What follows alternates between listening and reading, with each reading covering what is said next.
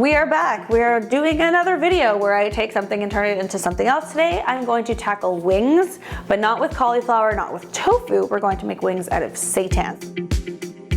Hi guys, I'm Candace the Edgy Veg and welcome back to my channel. If you're new here, hit that subscribe button. It's down there somewhere. If you like these videos where I show you how to take something and turn it into something else, give this video a big thumbs up. And if you have recipe requests, I love those. Put them in the comment section down below. This is one of my oldest recipes, one of the first ones that I ever developed. Still very heavily searched when people come to the website. And there's so many people that are new here that haven't seen this recipe, so I thought I would share it again.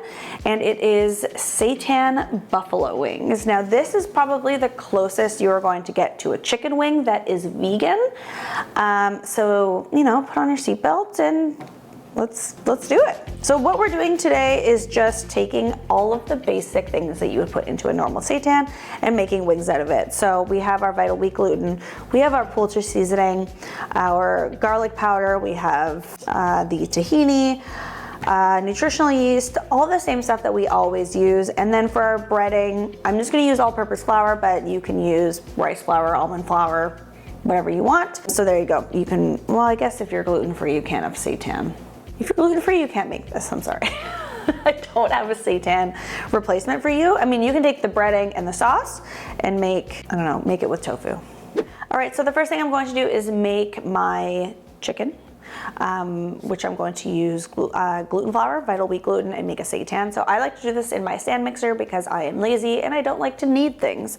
You can do this by hand if you don't have a stand mixer. So no worries. First thing we are going to do is take our vital wheat gluten and our spices and whisk it all together. We have our salt, poultry seasoning, and garlic powder. Nutritional yeast, I love to use this just because it gives it a nice buttery mouthfeel and flavor. Just adds a richness to it. And I'm just gonna give this a quick whisk. That way just all the ingredients are mixed together. You can use whatever broth you like. I like to use no chicken broth and do like a double strength, or a vegetable broth, that works too. Try to get something that's a little bit lighter. I know that there's a couple like darker types of bouillon that you can use. Definitely use the lighter one. I know there's a couple people that are making like a no chicken broth, so if you don't have access to the bouillon, maybe you have access to that.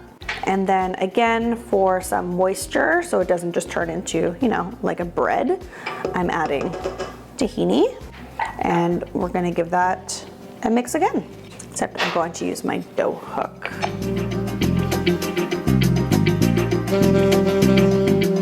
All right, so we want the fibers to develop here, so definitely knead it for about 5-ish minutes or so. Don't go so far as to like 15 like we do with, say, I don't know if we do big chunks of like seitan for chicken, just because you do want the wings to be a little bit tender. So anywhere between 5 and 10 minutes is fine. So you want your dough to be wet but not sticky, like it shouldn't stick to your hand. And then you're good to go. So keep in mind that this will double in size. So definitely make shapes that are a little bit smaller.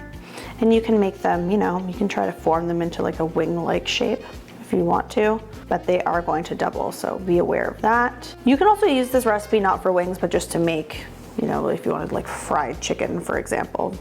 You can just make bigger, like chicken breast size ones. So we are going to cook this for about 45 minutes to an hour in the oven. I'm just using this little dish with a lid, but you can use, you know, if you have a Dutch oven, use that. Or if you can also just use like a casserole dish. It doesn't need to be covered with a lid. You can always cover it with some sort of aluminum foil or something.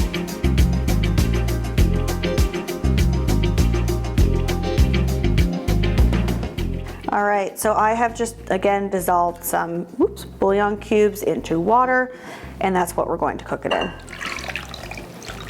So just cover it completely and put that into the oven for about 45 minutes. And then this recipe, it does freeze really well.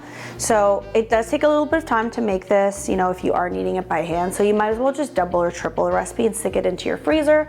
And then you don't have to do this the next time that you want wings. They also make really great, you know, nuggets if you want to bread them with breadcrumbs. All right, so what you will end up with are these little nuggets. I've just taken them out of the broth, and I like to put them just on a wire cooling rack with something to catch any liquid. That way they're not getting spongy while you are prepping and heating up the oil and all of that stuff. So as you can see, they're all different shapes and sizes, just like, you know, traditional meat having wings are. And yeah, they're nice and spongy. They're going to have a nice fibrous consistency when you bite into them. This is when you would freeze it. So if you did make a bunch of extras and you just, you know, you're just making enough for 2 of you, you can just go ahead, throw these into a Ziploc bag or a container and throw them into the freezer. Okay, now all we need to do is make our dredging. And for that, I am using just an egg replacer. You don't need a lot, but with the egg replacer, I'm going to mix in some hot sauce. You can use whatever hot sauce, buffalo wing sauce that you want. And then I have some cayenne pepper, chili flakes, and pepper to mix with the flour. And again, you can use whatever flour you want. Again, the seitan is not gluten-free, so you can't really make it gluten-free, but if you, I don't know, want to limit your flour intake, you can use almond flour or rice flour. So what I'm going to do is just take my spices and my flour, add it to a little bowl, mix them together, just so that everything is consistent throughout. My small whisk is in the dishwasher. So yes, I realize this is a bit aggressive. And then in a larger bowl, I'm going to put my egg replacer and my hot sauce. And you can use whatever egg replacer you want. There's Bob's Red Mill, there's Energy, there's Veg, there's all kinds of different companies that do this now. And just mix it together. If you made it and it has been sitting around a little while, you might have to move it around more, or add a little bit of water or plant milk, just to make it a little bit liquidy in consistency. So I'm just going to add a little bit of soy milk. I prefer to cook with soy milk. If you have been here for a while, you know that, and you know why. It is because it has a high protein content. So especially if you're trying to mimic something like eggs, you want something with a higher protein content. It's just better for cooking, baking, in my personal opinion. But again, you can use whatever plant milk that you feel like using. I'm gonna switch to a whisk, and that's about the consistency that you want. You can also use flax eggs, actually, as well. You just, again, are gonna get that kind of like crunchier, heartier flax flavor and consistency. All right, so what I like to do is just go in, toss the little chicken bits, seitan bits into the flour, shake off any excess, and then toss them into the fake egg mixture that we have here, and do that with all of them. You also want to make sure that you are preheating your oil at this stage too. What I like to do is just go in with my hands and toss it with our liquid. I just find it's easier than like dipping and then putting into the flour again. It's just, I prefer this. So you will get these wet little pieces of protein, and then just go in and go into your flour again. Shake off any excess. You don't want the excess flour to burn in the oil. And then put them onto a cooling rack over a baking tray. I just find this contains some of the mess. And letting them sit for a second gives a nice, crunchy, like more consistent fry. And then obviously I have this tiny little, what you call it, an air fryer. It's not an air fryer, a deep fryer. I have this tiny little deep fryer. So I'm going to do this in batches. This isn't a lot. You might be able to get away with doing half and half in a normal size deep fryer, or even if you have like a pot and you're doing it with some oil, you can probably do this in 2 batches. We'll probably need to do this in 3 or 4. I just wanted to save some space. I have a lot of kitchen equipment. There's like, there's no room in this house for any more kitchen equipment. Unless you have some KitchenAid, accessories you want to send me, I'll make room for those. You know what I mean? Okay, so do that with all of your wings. And then by the time you're done that, your oil should be nice and hot. You can go ahead and get frying. So I'm going to see how many I can do. Maybe I can do 2 big ones and 1 small one. So you want to cook that for about 2 to 3 minutes. It's not actual chicken, so you don't have to worry about cooking the inside of the chicken, which is lovely. You can just worry about cooking the delicious, crispy breading.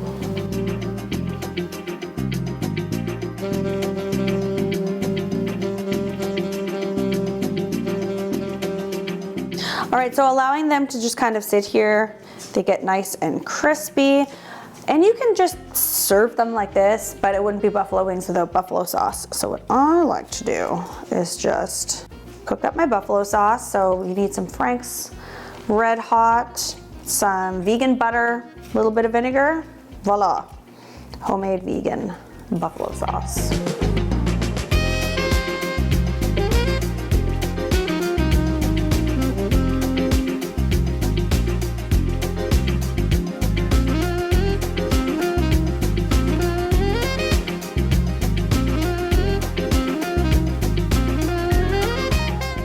All right, guys, there you go. You have some delicious buffalo wings, completely vegan, made out of wheat. These are delicious. One recipe will make, it's like an appetizer for 2 people.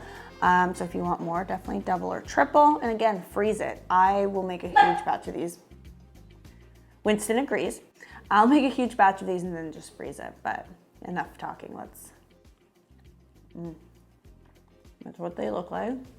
They are honestly, they are the best vegan wings. And you know what? Remember when I told you I made the best lasagna and then you guys made it and you were like, you're right, you do make the best lasagna. I'm not gonna lie to you, make these, they're the best. All right. If you like this video, give it a big thumbs up. If you have a request, put it in the comment section down below. And if you're new here, hit the subscribe button and I'll see you next time, bye.